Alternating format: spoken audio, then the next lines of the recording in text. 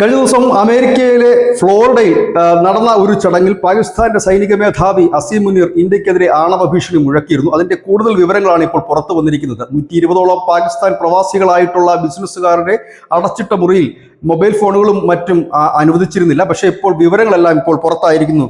അസീം മുനീർ പറഞ്ഞത്, ഇനി നമ്മുടെ അടുത്ത ലക്ഷ്യങ്ങളിലൊന്ന് ഗുജറാത്തിലെ റിലയൻസ് ഇൻഡസ്ട്രീസ് ലിമിറ്റഡ് റിഫൈനറി ആണ് എന്നതിൽ വ്യക്തമായി തന്നെ പറയുന്നു. ലോകത്തിലെ ഏറ്റവും വലിയ സിംഗിൾ സൈറ്റ് റിഫൈനറിയാണ് ഗുജറാത്തിലെ റിലയൻസ് ഇൻഡസ്ട്രീസ്. മുകേഷ് അംബാനിയുടെയാണ് ഈ ഇൻഡസ്ട്രീസ്. ജാംനഗറിലുള്ള റിഫൈനറിയുടെ പേര് ഉയർത്തിയാണ്. ഇതാദ്യമായിട്ടാണ് പാകിസ്ഥാന്റെ ഒരു സൈനിക മേധാവി ഇന്ത്യയിലുള്ള ഒരു സ്ഥാപനത്തിന്റെ പേര് ഉയർത്തി തന്നെ ഒരു ഭീഷണി മുഴക്കിയിരിക്കുന്നത്.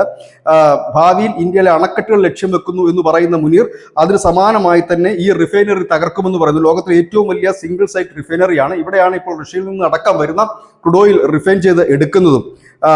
ഇതിനോട് ഒപ്പം തന്നെ പാകിസ്ഥാനിൽ വ്യാപകമായി തന്നെ അംബാനിയുടെ ഫോട്ടോയും ഖുറാൻ വാക്യവും ചേർത്തിട്ടുള്ള പോസ്റ്റുകൾ വളരെ വ്യാപകമായി തന്നെ പ്രചരിപ്പിക്കുന്നുണ്ട്.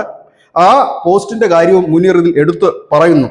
ഏതായാലും ഇതിന് അനവധി കാരണങ്ങൾ മുന്നേറുന്നുണ്ട്. അതിലൊന്ന്, പ്രധാനപ്പെട്ടതൊന്ന്, ഈ അടുത്ത് ബ്ലൂബർഗിന്റെയും ഒപ്പം തന്നെ മണി കൺട്രോളിന്റെയും പുതിയ റിപ്പോർട്ട് പ്രകാരം മുകേഷ് അംബാനിയുടെ ആസ്തി $100 ബില്യൺ മുകളിലാണ്. അതായത് പാകിസ്ഥാന്റെ വാർഷിക ബഡ്ജറ്റ് കേവലം ഇതിന്റെ പകുതി പോലും എത്തുന്നില്ല. ഈ $100 ബില്യൺ എന്ന് പറയുമ്പോൾ ഏകദേശം ഇന്ത്യൻ കറൻസിയിൽ കണക്ക് കൂട്ടിയാൽ 8.5 ലക്ഷം കോടി രൂപ വരും. പാകിസ്ഥാന്റെ വാർഷിക ബഡ്ജറ്റ് ഇന്ത്യൻ കറൻസിയിലേക്ക് കൺവെർട്ട് ചെയ്താൽ 4.5 ലക്ഷം കോടി രൂപയെ വരൂ. അതായത് ഇന്ത്യയിലെ ഒരു വ്യവസായിയുടെ, ഒരു ബിസിനസ്മാന്റെ ആസ്തിയുടെ പകുതി പോലും ഒരു രാജ്യത്തിന് സാമ്പത്തിക ബഡ്ജറ്റ് ഇല്ല എന്ന് പറയുമ്പോൾ ആ രാജ്യത്തിന്റെ സാമ്പത്തിക പാപ്പരത്വം, ഇന്ത്യയുമായിട്ടുള്ള അന്തരം വ്യക്തമാകുന്നതാണ്. ഏതായാലും ഇതുപോലെ ഇന്ത്യയുടെ സാമ്പത്തിക രംഗം തകർക്കുക, അതിന് ഇന്ത്യയിലുള്ള പ്രധാനപ്പെട്ട ഈ ഇൻഡസ്ട്രീസ് തകർക്കുക, ഇൻഡസ്ട്രീസ് നടത്തുന്നവരെ ഇല്ലാതാക്കുക എന്നൊരു ലക്ഷ്യമാണ്. ഇവിടെ ചിന്തിക്കേണ്ടതായ ഒരു വിഷയം, റഷ്യയിൽ നിന്ന് ക്രൂഡ് ഓയിൽ എത്തുന്ന ഒരു സ്ഥലം കൂടിയാണ് ഈ പറയുന്ന റിഫൈനറി.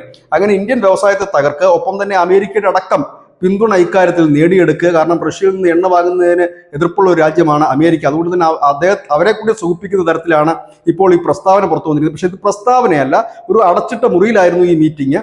120 പ്രവാസി പാകിസ്ഥാനികൾ പങ്കെടുത്ത ഒരു ചടങ്ങിനിടയിലായിരുന്നു എന്നുള്ളതാണ് ഏറ്റവും പുതിയ റിപ്പോർട്ട്. ഏതായാലും ഇന്ത്യൻ വ്യവസായികളുടെ പേരെടുത്തു പറഞ്ഞുകൊണ്ട് ഭീഷണിയുമായിട്ട് ആദ്യമായിട്ടാണ് പാകിസ്ഥാൻ ഒരു സേനാ മേധാവി എത്തുന്നത്. പക്ഷേ ഇന്ത്യ കണക്കൊരു രാജ്യത്തിന് നട്ടല്ലായി പ്രവർത്തിക്കുന്ന വലിയ ബിസിനസ്സുകാർ തന്നെയുണ്ട്. ടാറ്റ അടക്കമുള്ള, ബിർള അടക്കമുള്ള അനവധി ബിസിനസ്സുകാരുണ്ട്.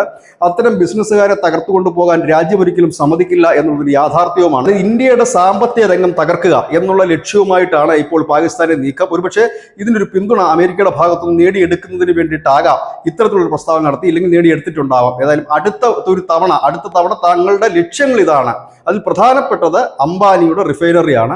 ലോകത്തിലെ തന്നെ ഏറ്റവും വലിയ റിഫൈനറിയാണ്. അത് തകർക്കുക എന്നുള്ളതാണ് ലക്ഷ്യമെന്ന് പേരെടുത്ത് തന്നെ പറഞ്ഞിരിക്കുന്നു എന്നുള്ളതാണ് ഏറ്റവും പ്രധാനപ്പെട്ട വാർത്ത. News desk, news India Malayalam.